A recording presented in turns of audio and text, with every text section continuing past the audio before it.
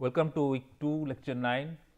In week 2, we are talking about performance characteristics of instruments and data analysis part 1. In our previous lecture, we have talked about generalized mathematical model for instruments. We have seen what will be the form of the equation for 0 order instrument, first order instrument, second order instrument.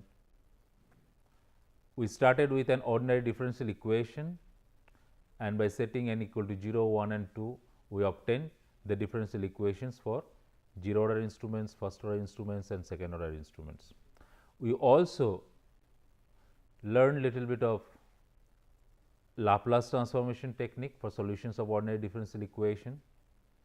By taking the Laplace transformation, you can find out the transfer function of instruments, which basically is y s by x s, where y s represents the output of the instrument as Laplace transformed quantity divided by x s, which is the Laplace transformed quantity of input. So, transfer function is y s by x s, which is the Laplace transformed quantity of output divided by Laplace transformation of input. So, we have also seen what are the transfer functions for 0 order instrument, first order instrument and second order instruments. So, in this lecture, we will take examples of 0 order instrument, first order instrument, and we will also briefly talk about step response of first order instrument. So, today's topic is example and analysis of 0 order instrument, example and analysis of first order instruments, and we will also talk about step response of first order instruments.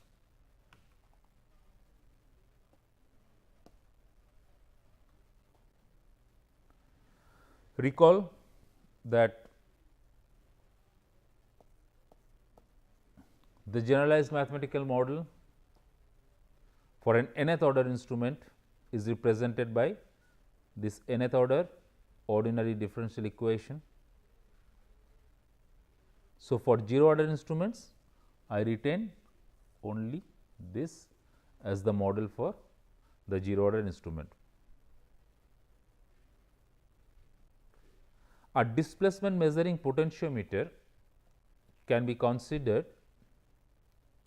as an example of 0 order instrument.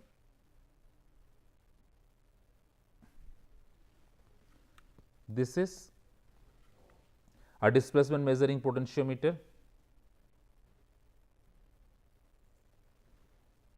The resistance wear has a sliding contact, and this is excited with a voltage E B. If the resistance is distributed linearly along the length of the wear, we can relate the output with this input as this.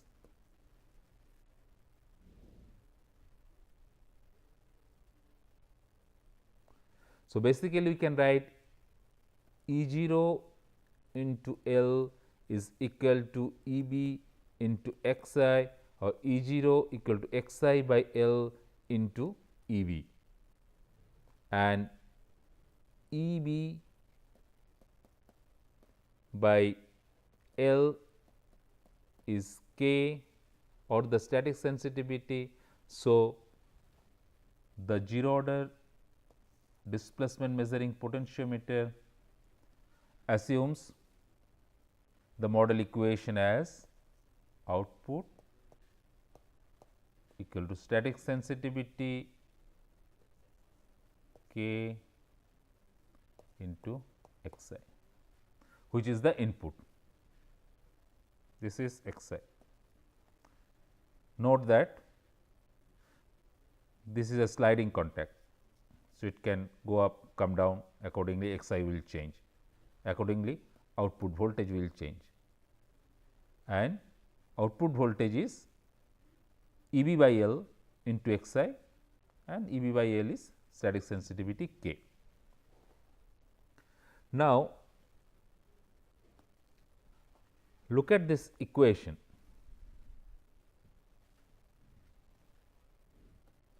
This equation does not have any differential term in it. It is a pure algebraic equation. We say 0 order instrument show perfect dynamics, because there cannot be any time delay or lag, because there is no time term involved in it. So, output will immediately follow input. As this equation suggests,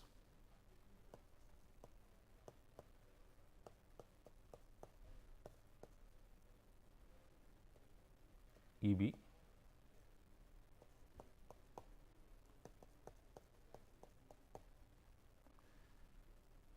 if I give this output, this input, sorry, if I give this input, immediately the output will be static sensitivity multiplied by this quantity.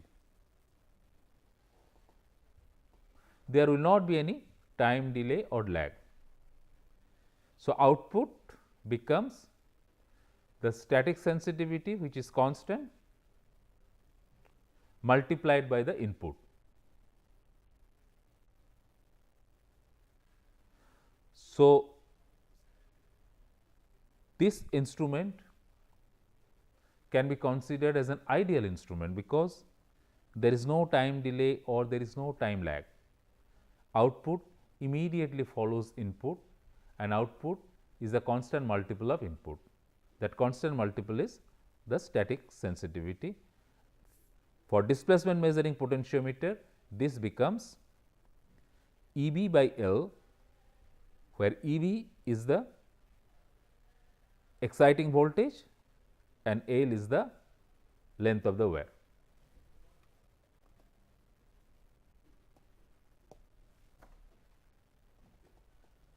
Another example of a 0 order linear instrument is a wire strain gauge, in which the change in the electrical resistance of the wire is proportional to the strain in the wire.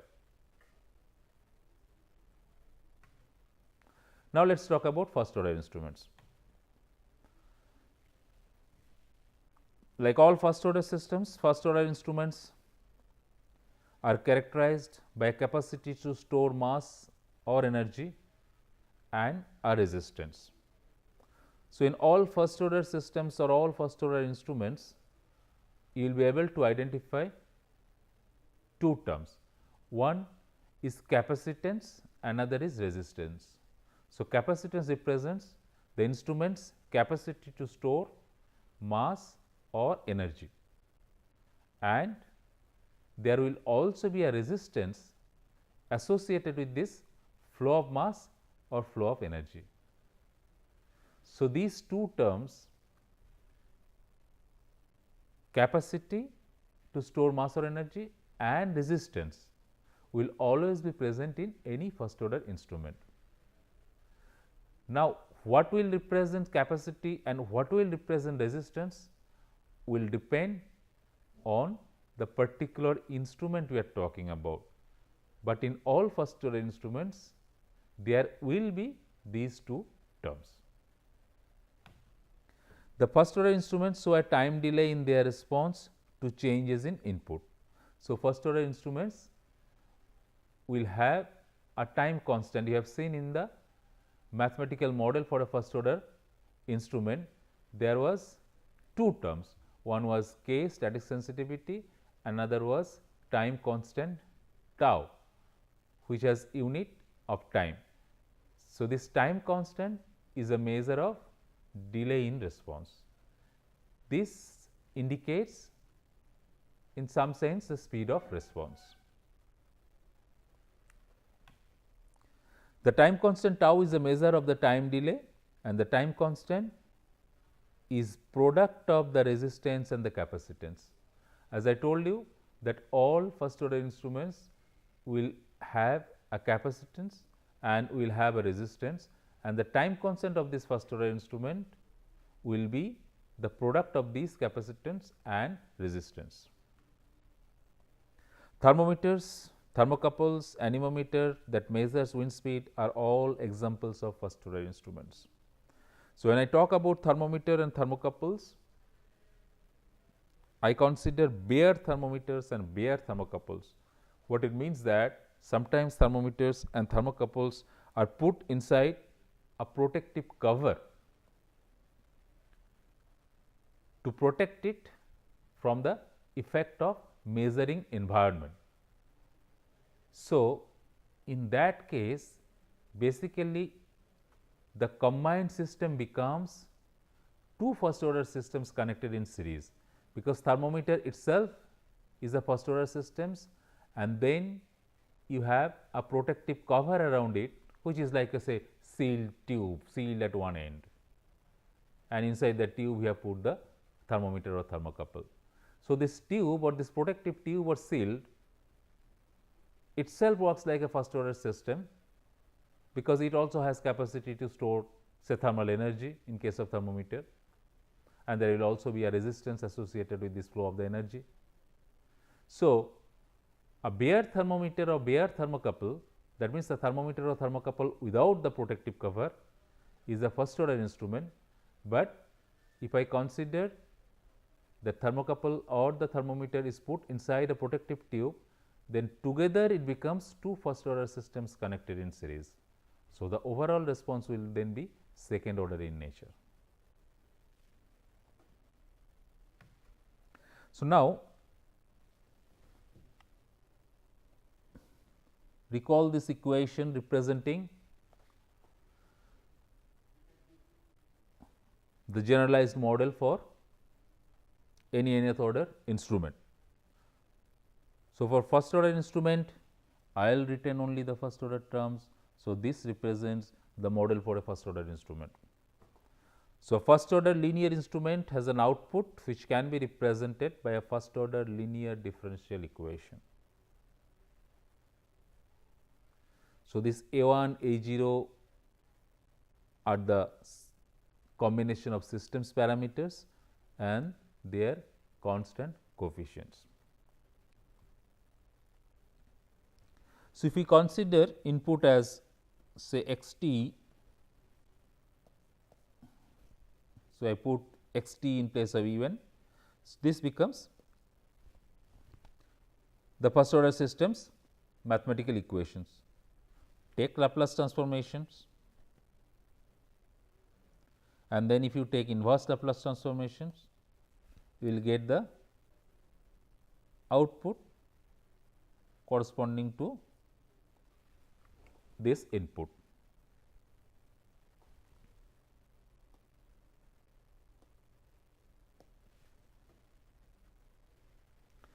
So, let us consider I am giving an unit step input to my instrument.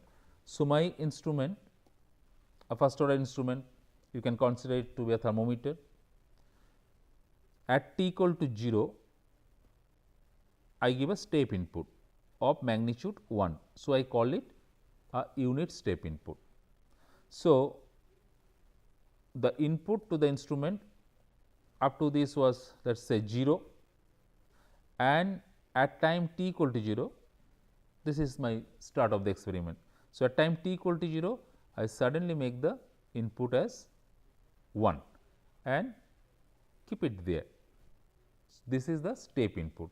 So, this can be represented as x t equal to 1 for all time t greater than 0. You can also write x t equal to 0 for all time t less than 0,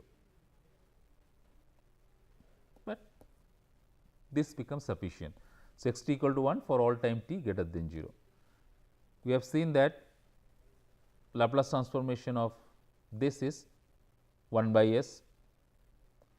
So,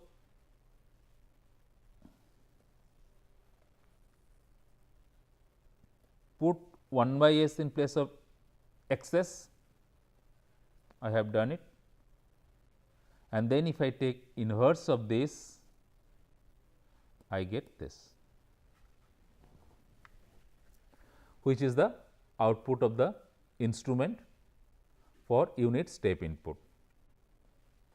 Remember, B0 by A0 represents static sensitivity and A1 by A0 represents time constant. So, this equation becomes this y t equal to k into 1 minus e to the power minus t by tau. So, this equation represents the output of an instrument for a step input. So, this is the output of a first order instrument for a step input. What kind of step input? Step input of magnitude 1. So, if I give a step input of magnitude A, this will be multiplied by the magnitude of the step input.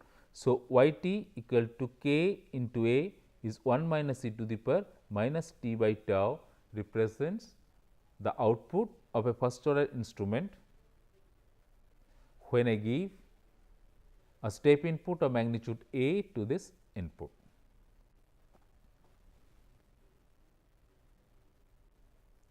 So, given a step input of magnitude A to the instrument, these equations represents the output of the instrument. So, how the output of the instrument changes with time can be obtained from these equations. So, if you know the time constant of an instrument, if you know the sensitivity, you will be able to find out the response of the instrument from this given equation.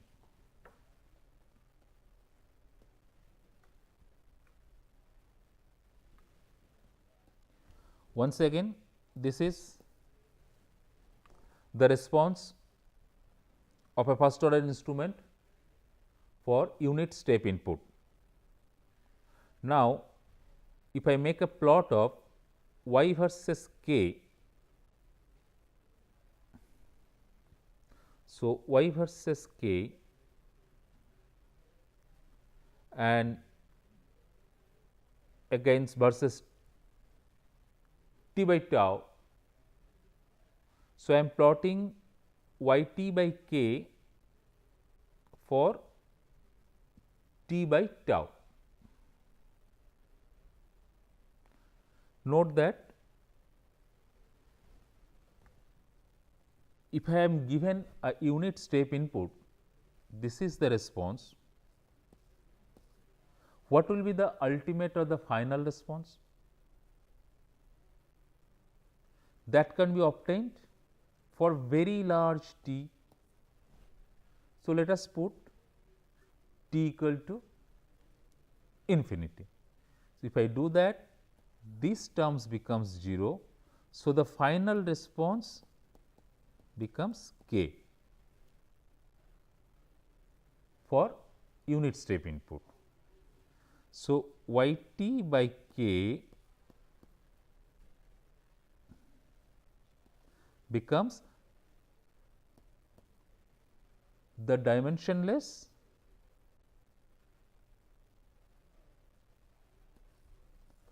measure of the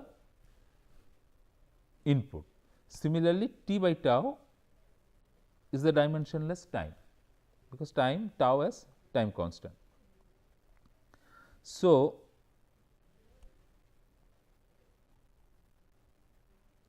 if I make a plot of y t by k versus t by tau, I will get a response like this for a unit step input. Note that the initial rate of rise was this.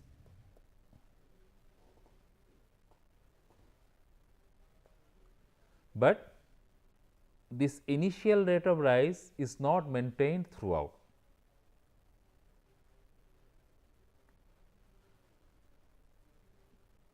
The output of the instrument increases and asymptotically matches with this value.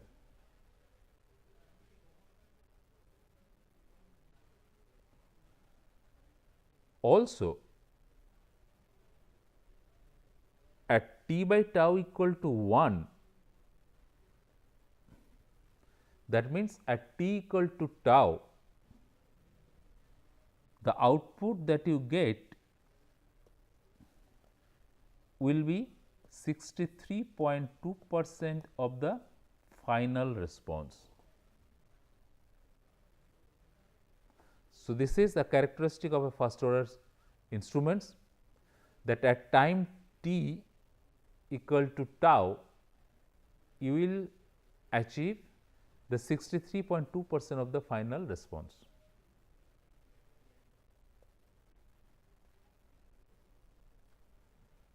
So, by plotting the output of a first order instrument, let us say thermometer, my thermometer was steady at a particular temperature, then I suddenly give a step input to the thermometer, or an input of any magnitude A I give to the instrument, and then record the thermometer's reading.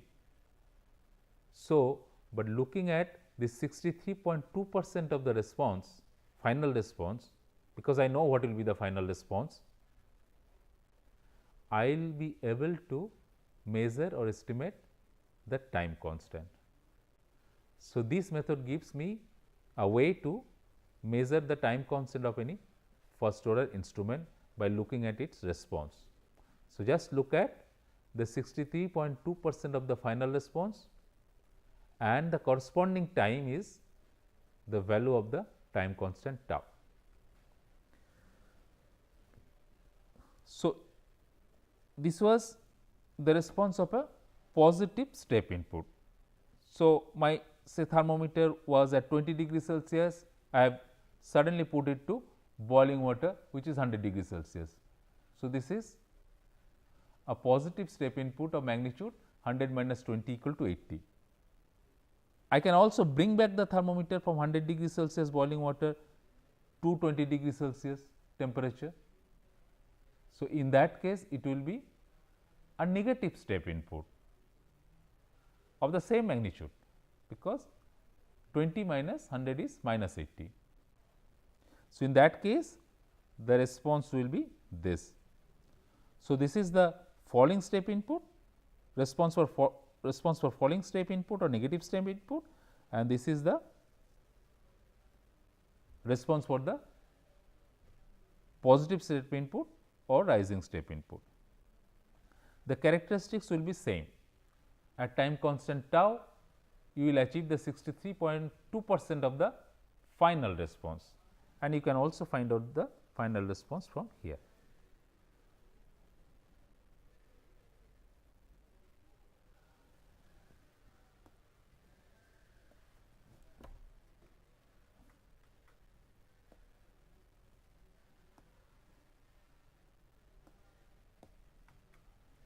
So, now we will take a physical example of a first order system. So, let us consider a Mercury thermometer.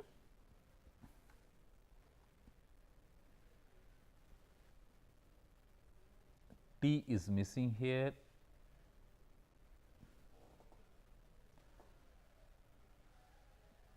A Mercury thermometer is a first order system. A Mercury thermometer is a first order instrument. What we wish to do now is, we will write down or we will develop the mathematical equation for the Mercury thermometer, and we will see that we obtain a first order ordinary differential equation. So, Mercury thermometer is a temperature measuring instrument. So, for obviously to develop the mathematical model for the thermometer, we have to write energy balance equation. So, let us write conservation of energy during any time t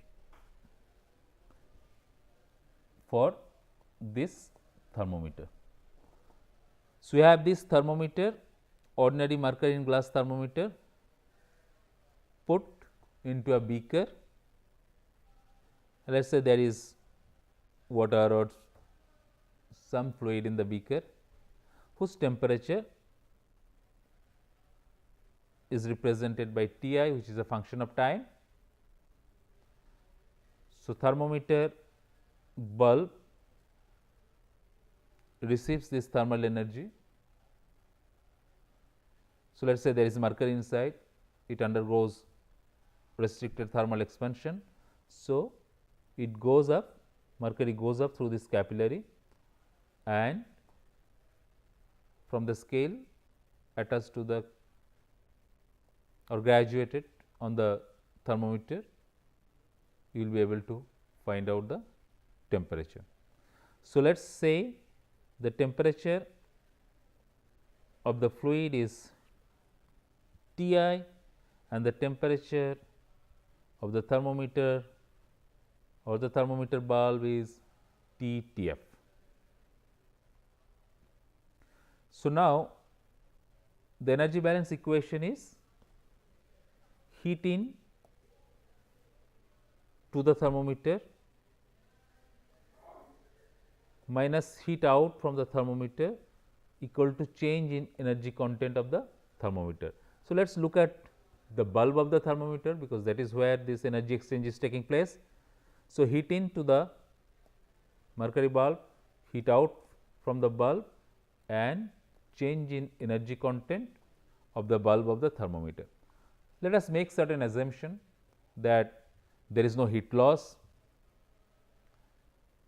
Let us also assume that the physical properties of the thermometer fluid or mercury does not change with time. So, density of the mercury does not change with time, specific heat capacity does not change with time, so on and so forth, all physical properties remain constant. Then there is one important assumption which we make is as follows, that all the capacity to store thermal energy resides in the bulb and all the resistance to flow this thermal energy also resides here. So, I am doing lumping of capacitance and resistance. So, this is known as lumping of parameter. I do not consider that this capacitance and resistance varies in space. So, the capacitance or the capacity to store the entire thermal energy is located in one place in the bulb. The same thing about the resistance. So, all the resistance to flow to this thermal energy resides in the bulb. So, this is known as lumping of the parameters. It leads to lumped parameter models. If I consider that there is variations of capacitance and resistance in space,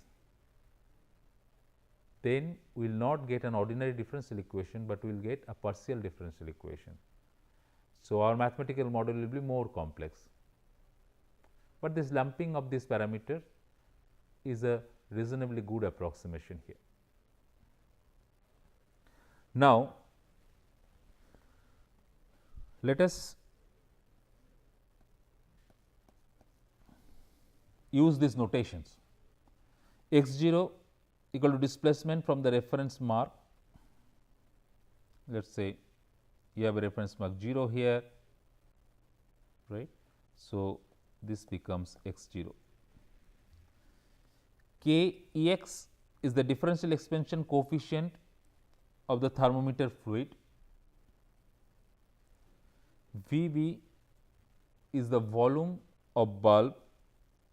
Ac is the cross sectional area of the capillary tube. TTF is the temperature of the fluid in the bulb. We discussed it previously, we consider it uniform throughout. Now, as I told you, the bulb in the mercury receives thermal energy and undergoes restricted thermal expansion. because of that a pressure is developed and the mercury moves up through this capillary. So, what moves up through this capillary, that amount of volume comes from the expansion of the mercury due to change in temperature. So, I can write down a mass balance equation. So, the amount of mercury in the capillary, initially it was below, the mercury was at this reference level. Now, I have mercury for this x 0 length of capillary. So, the amount of mercury that is present there is x 0 into AC, that volume. AC represents cross sectional area of the capillary tube. So, AC multiplied by x 0 represents the volume of the mercury in this capillary. So, that will be equal to Kex into volume of the bulb into TTF. Why TTF? Basically TTF minus 0. Initially it was at 0, let us say it was not temperature showing 0 temperature. So, the change in temperature is TTF. So, the x 0 into AC has to be equated to volume expansion coefficient times volume times temperature change. Look at the unit here. So, x 0 into AC, which is volume, becomes Kex Vv into Tf, or I can rearrange and write as x 0 equal to Kx into Vv into Tf by AC.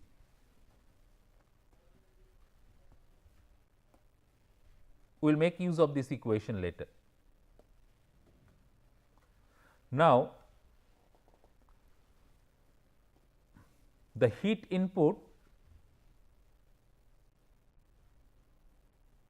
can be written as this, which represents heat transfer coefficient, area of heat transfer, this is area of the bulb, and the temperature difference. Thermal energy goes from the liquid in the beaker to the bulb. So, liquid's temperature is Ti, bulb temperature is TTF. So, Ti minus TTF represents the temperature difference. There is no heat loss, so there is no heat out. So, heat in minus heat out is represented by this term. Change in energy of thermometer comes from mCp dt, that means mass of the mercury into specific heat of the mercury into the temperature difference. So, rho into Vv is the mass of the mercury, rho is the density of the mercury, Vv is the volume of the bulb. So, that is the volume of the mercury. So, rho Vv is the mass of the mercury into specific heat into temperature difference. So, let us equate this with this, that is what I am doing here, and if I rearrange, I get this. Look at here, this is a first order differential equation which relates Tf with Ti. This is output and this is input. So, rho VVC, UAB, UAB, these are all the system parameters. So, combinations of the system's parameters are those A1, A0, B0, those kind of terms.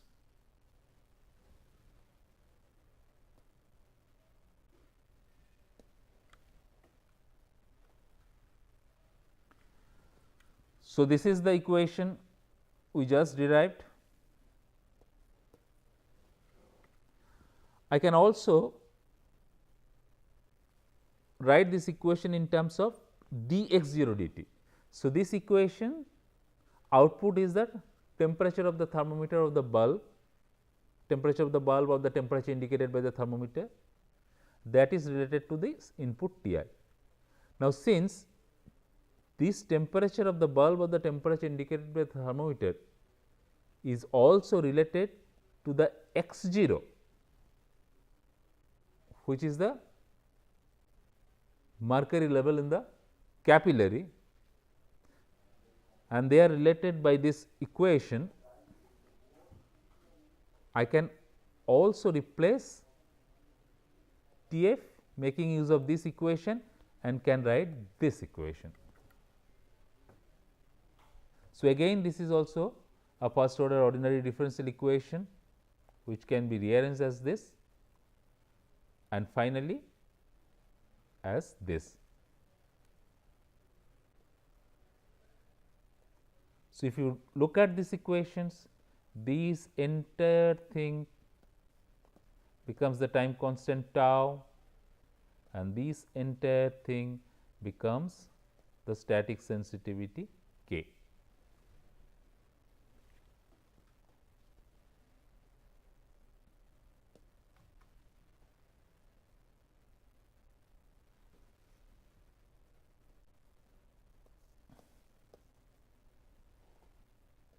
So, this is the equation we just obtained. This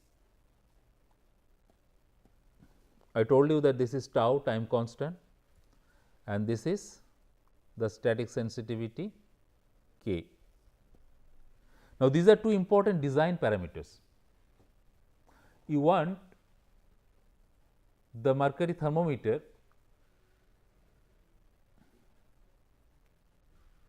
to have low time constant, because if the instrument's time constant is low, the speed of response will be high. Imagine that at one time constant you will get 63.2% of the final response. So, smaller the time constant value, faster is the response. Larger is the time constant value, slower or sluggish is the response. So, you want my thermometer to have a low time constant. Now, I know which combinations, I know the combination of the parameters that gives me time constant tau. So, I can appropriately tune those parameters to design a thermometer to have low time constant. Look at how. Time constant is rho C V V by UAV.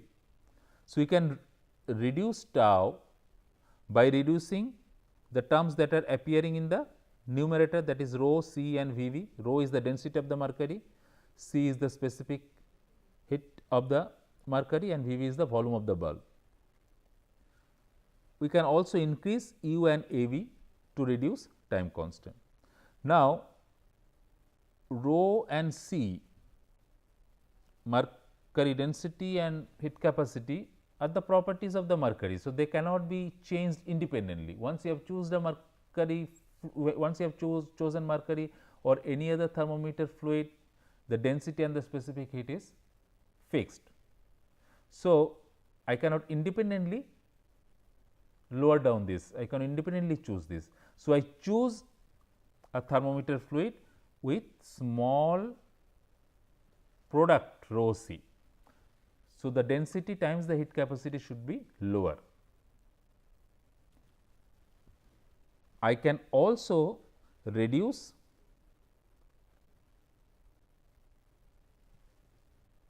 VB, that is the volume of the bulb. So, volume of the bulb, when I reduce, it will also reduce the area of the bulb.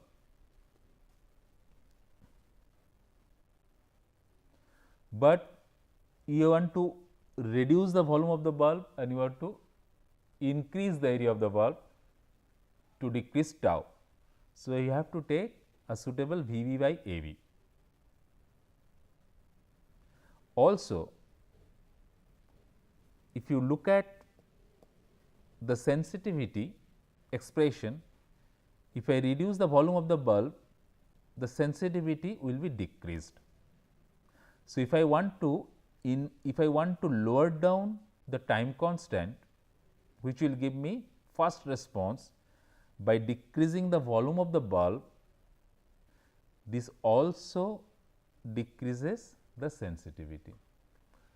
So, if I want to reduce the time constant to obtain faster response by decreasing the valve, that means I design a thermometer with small thermometer bulb that will give me the fast response, but it will also decrease the sensitivity of the instrument. So, the increased speed of response is traded off for lower sensitivity.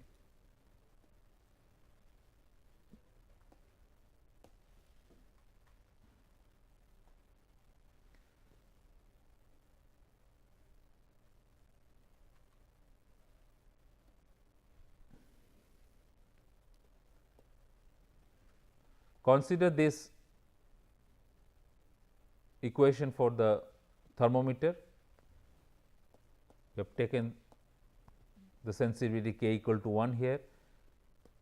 Take the Laplace transformation, rearrange this,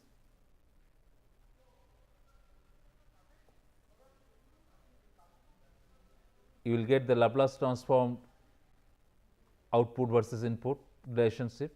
If you take inverse, you will get this as output in time domain. Note that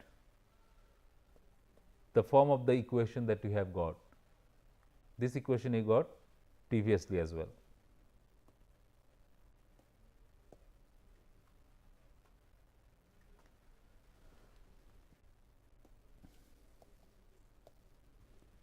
So, this is the equation for thermometer response. If I give a step input of magnitude 1 or unit step input, my response is this. At t equal to infinity, it matches with this. If I give a step input of this, I am expecting the output finally to be this. My response goes like this, which asymptotically matches with this line at t equal to infinity. At one time constant value, I get 63.2% of this final response. So, for large time constant, you see the response will be slow. For small time constant, the response will be fast. So, we will stop here.